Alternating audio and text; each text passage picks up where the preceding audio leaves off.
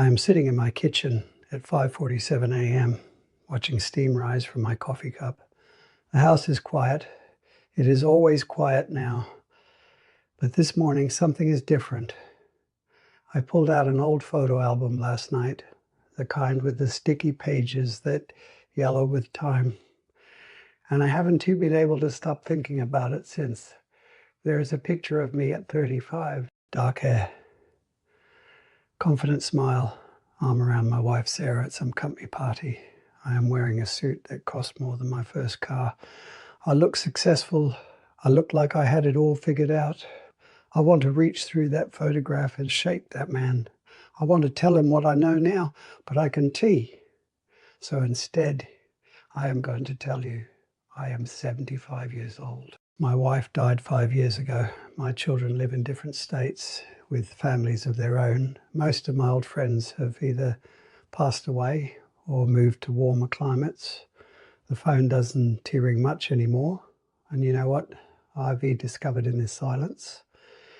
Everything I thought mattered didn't tea, and everything I ignored did. Let me tell you how I figured this out. 5 years ago, on a Tuesday morning in March, Sarah didn't wake up. Just like that, no warning, no goodbye. We had coffee together the night before, talking about finally taking that trip to Ireland. We'd been planning for someday. Someday never came. The funeral was full of people, kind words, casseroles. For about 3 weeks, my calendar was packed with visitors, obligations, things to handle. I was busy. Busy felt safe. Then everyone went back to their lives, and I was left with a house that suddenly felt 3 times too big and a calendar with nothing written on it. The first month, I panicked. I scheduled everything I could think of: volunteering, coffee meetups, senior center activities, anything to avoid being alone with the silence. Because in the silence, I could hear something terrifying, my own thoughts. And they were asking questions I'd spent 50 years avoiding. Who are you when no one is watching? What did you actually do with your life? When was the last time you were truly yourself? I couldn't answer them because I realized with horror that I didn't know who myself even was anymore.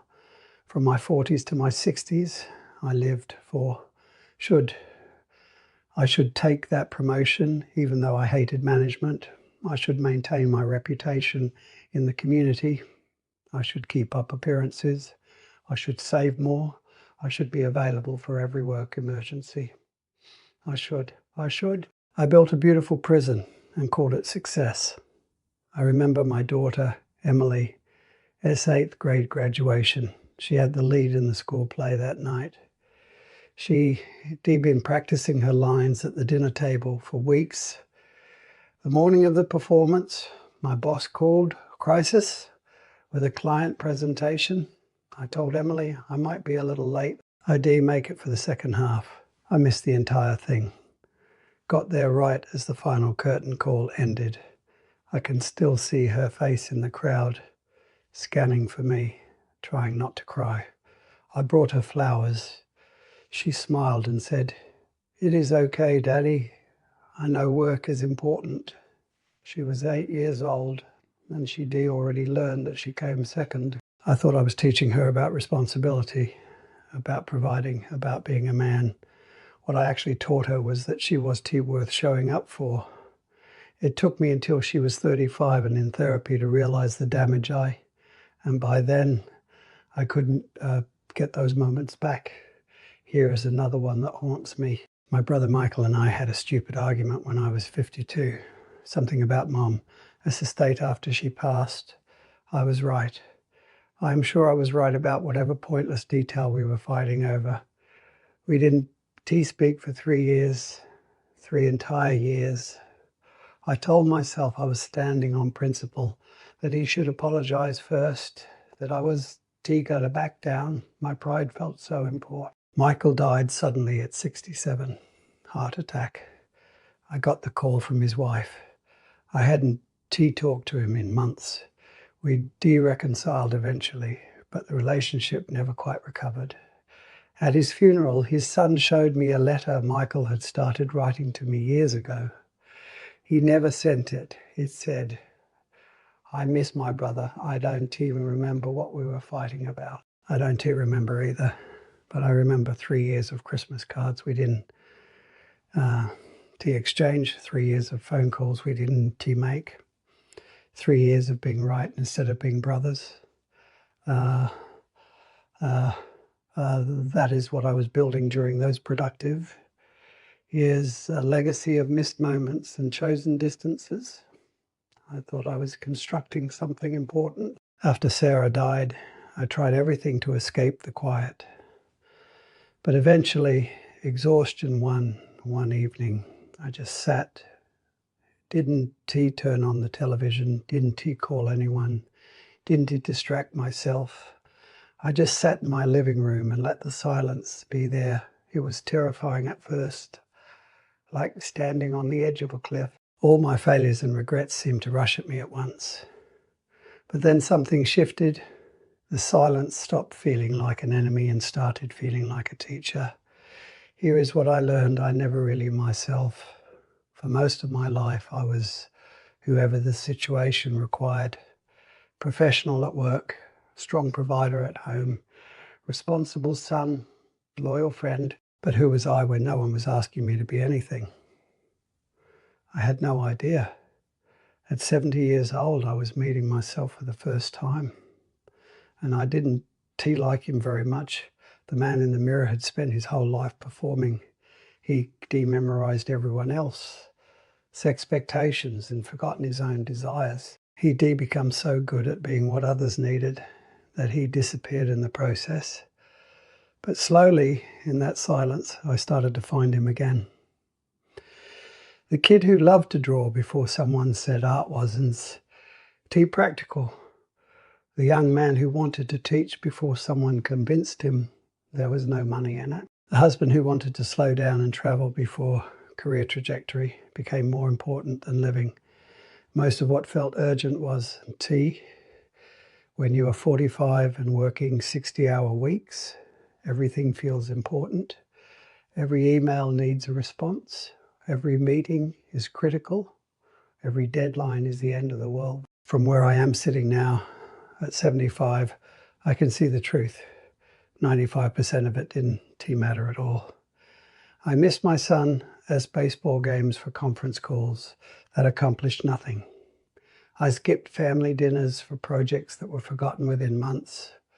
I sacrificed weekends for promotions that just meant more work. Not a single person at my retirement party remembered the deals I closed or the presentations I nailed. But my kids remember every recital I missed, every birthday I was late to, every promise of next time that never came. Loneliness and solitude are not the same thing. I spent years surrounded by people and feeling lonely. Now I am alone most of the time, and I am not lonely anymore. How is that possible? Because loneliness is feeling disconnected from yourself. Solitude is connecting with yourself for decades. I was in crowds, but completely alone inside. Now, in the silence, Ivy finally found company. Ivy learned to sit with myself the way I sit with an old friend, to listen to my thoughts without judgment, to feel my feelings without rushing to fix them. Ivy learned that I am enough. Just me, without the job title, without the achievements, without the role I play for others. This might sound like giving up. It is not. It is waking up. When you are young, time feels infinite. You waste it casually. I'll call Dad this weekend. We'll take that trip next year. I'll tell her how I feel eventually. At 75, I can tell you the truth. Time is a liar. It whispers later while it steals now. My grandson visited last month. He is 12, all energy and questions. He asked me, "Grandpa, what did you do when you were young? What was your life like?" I opened my mouth to tell him about my career, the companies I worked for, the positions I held, But the words felt hollow, because that is not what I actually remember about being young. I remember the way Sarah laughed at my bad jokes on our first date, the feel of holding Emily for the first time. Terrified I do it wrong. The taste of my mother Sunday pot roast, the sound of Michael's terrible singing on our road trip to Colorado, the smell of rain on a summer afternoon when I was 8 years old. The moments I remember aren't the impressive ones. They were the small ones. The ones I almost didn't notice while they were happening because I was too busy thinking about what came next. I don't remember the big presentation that earned me a promotion, but I remember a random Tuesday when Sarah and I danced in the kitchen to a song on the radio. I don't remember most of the awards I won, but I remember teaching my son to ride a bike and the look on his face when he finally got it. The tragedy is this: I spent 50 years collecting achievements I can barely recall while letting moments of actual life slip through my fingers like water. People always ask, do you have any regrets? As if at 75, I'm supposed to be at peace with everything. As if wisdom means never wishing you'd done things differently. Of course I have regrets. Only a fool or a liar does tea. But here is what I've learned. I don't regret the hard times. The failures taught me. The pain shaped me. The losses, as devastating as they were, revealed what truly mattered. I wouldn't erase those, even if I could. What I regret are the moments I didn't show up, the love I didn't express, the risks I didn't take because I was afraid of looking foolish. If I could go back and live my life again, here is what I'd change. I would say, I love you compulsively. Not just to Sarah and the kids, but to my parents, my brother, my close friends. I'd say it until they got tired of hearing it, because every unsaid, I love you, becomes a permanent regret when the person is gone. I have 1,000 of them now, stuck in my throat forever. I would care less about what strangers thought of me. I spent so much energy managing my image, dressing right, saying the right things, being impressive to people who didn't actually know me and whose opinions didn't actually affect my life. Meanwhile, the people who really knew me got whatever energy was left over. What a waste. I would hold Sarah longer every morning.